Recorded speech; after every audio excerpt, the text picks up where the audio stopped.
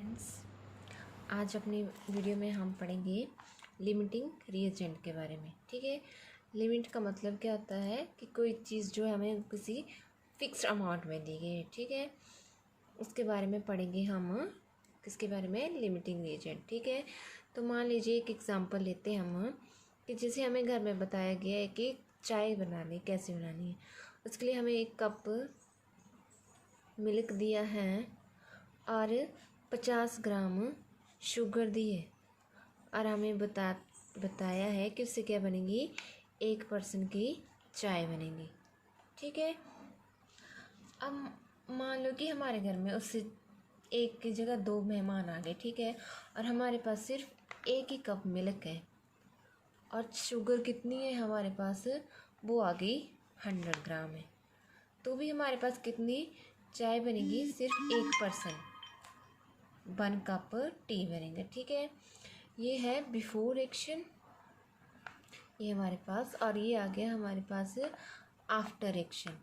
क्या आ गया कि जो हमारा मिल्क है वो पूरा कंज्यूम हो गया और जो शुगर है वो क्या रह गई, 50 ग्राम रह गई। तो ये एक्सेस में थी और ये लिमिट में था। ठीक है, तो इसको बोलेंगे हम लिमिटिंग रिएजेंट। ठीक है, कि जो चीज़ हमारे पूरी तरह से कंज्यूम हो जाए किसी रिएक्शन में, उसे बोलते हैं हम लिमिटिंग रिएजेंट। ठीक है, और इसमें कुछ बातें आपने याद रखनी है कि फर्स्ट क्या है कि 2 और more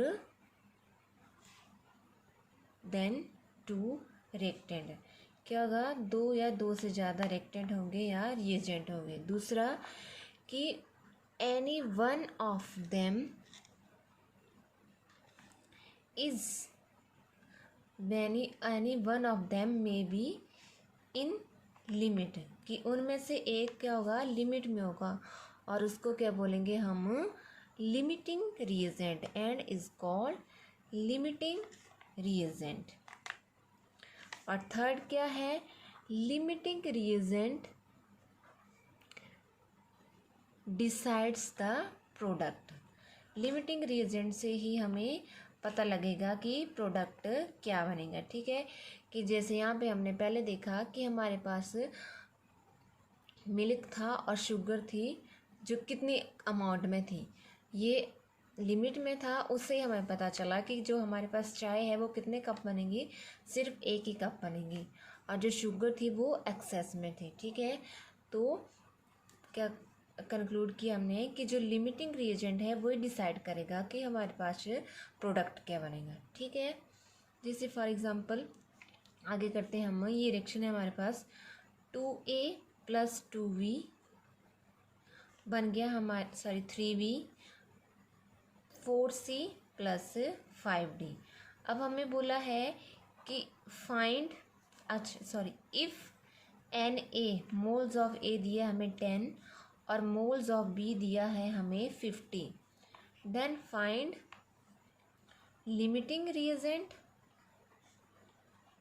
and product. NC and ND find करना है हमने। ठीक है, तो इसके लिए सबसे पहले तो पहला स्टेप है हमारा, स्टेप 1 है कि फाइंड आउट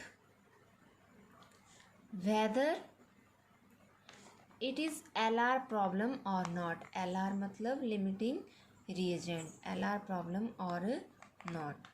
ठीक है, तो उसके लिए क्या करेंगे हम, stoichiometric coefficient of A divided by stoichiometric coefficient of B। कितना है, A का 2 और B का कितना है 3।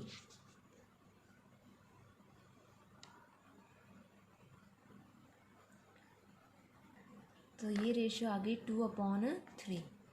और moles of A divided by moles of B। Moles of A थे 10 और B के 50, तो रेशियो आ गई 1/5। इफ़ अगर stoichiometric coefficient of A divided by stoichiometric coefficient of B ratio is equal to moles of A divided by moles of B होगा, तो ये क्या होगा, नॉट LR प्रॉब्लम।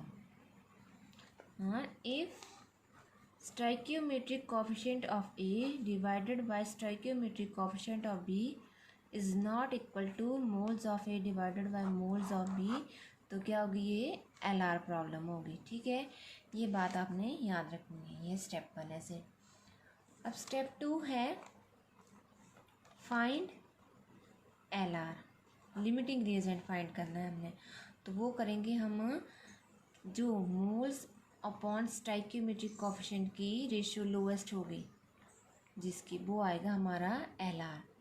तो moles of A divided by stoichiometric coefficient of A, moles of A कितने हैं 10, stoichiometric coefficient 2, तो कितना आ गया 5 आ गया।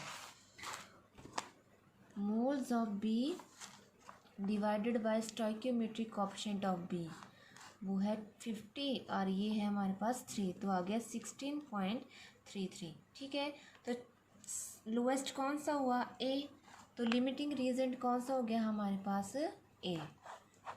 ठीक है, इस तरह से आपने पता करना है। अब आगे है हमारे पास स्टेप 3 फाइंड प्रोडक्ट।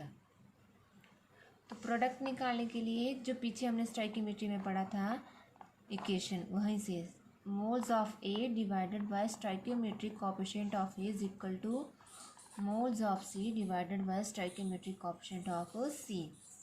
तो वो है 10/2 इज इक्वल टू NC/4।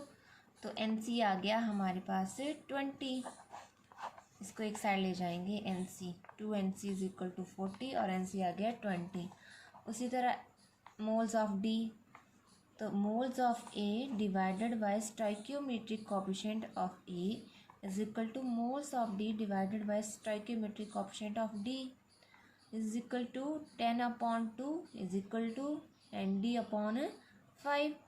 तो मोल्स ऑफ D आ गया हमारे पास 25। ठीक है, तो इस तरह से आपने निकालना है।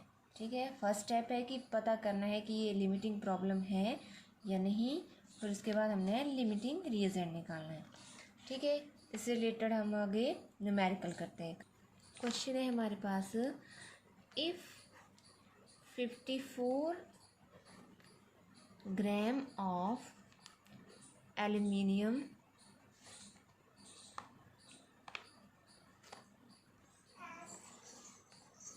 reacted with oxygen, 160 gram of oxygen, then find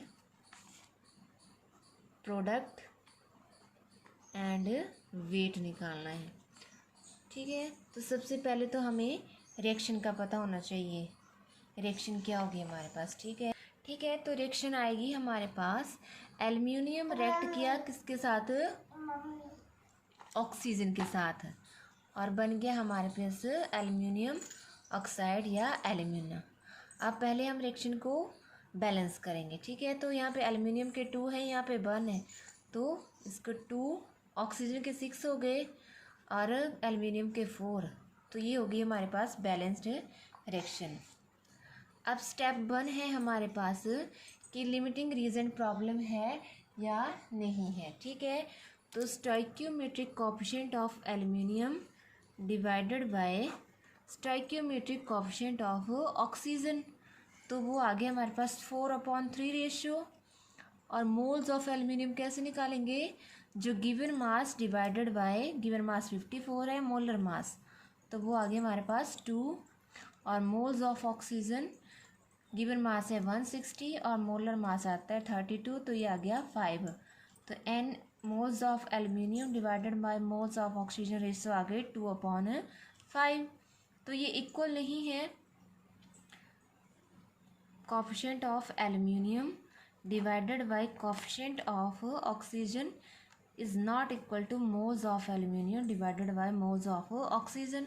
तो ये क्या है, LR प्रॉब्लम है।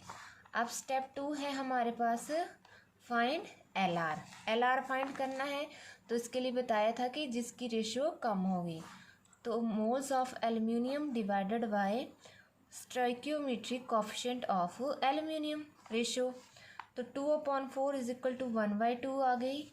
और moles of oxygen divided by stoichiometric coefficient of oxygen, वो आ गया हमारे पास 5/2 सॉरी 3। ये आई हमारे पास 0.5 और ये आया 1.6 इज समथिंग। तो ये लोएस्ट है, तो हमारे पास लिमिटिंग रीजेंट आ गया एल्यूमिनियम। ठीक है, अब थर्ड स्टेप है कि हमने प्रोडक्ट फाइंड करना है। ठीक है, तो उसके लिए हम लिखेंगे moles of aluminium divided by stoichiometric coefficient of aluminium is equal to moles of aluminium oxide divided by stoichiometric coefficient of aluminium oxide. ये आ गया हमारे पास 2/4 इज इक्वल टू, इसके हमने मोल्स निकालने हैं अभी, तो वो आ जाएगा, और स्टोइकियोमेट्रिक कोएफिशिएंट है हमारे पास 2। तो मोल्स ऑफ एल्यूमिनियम ऑक्साइड कितने आ गए हमारे पास 2 to 4, 4/1 is equal to 1। Moles of aluminium oxide आ गए 1। ठीक है, अब हमसे पूछा है क्या निकालना है हमने, वेट। तो वेट ऑफ एल्यूमिनियम ऑक्साइड आता है मोल इंटू मोलर मास। मोल आ गए हमारे पास 1 और मोलर मास आता है, एक एल्यूमिनियम का होता है 27, तो 2 का हो जाएगा 54, एक ऑक्सीजन का होता है 16, 3 का हो जाएगा 48, तो 102, तो आ गया 102 ग्राम। ठीक है, तो इस तरह से आपने बाकी क्वेश्चन भी करने हैं। ठीक है।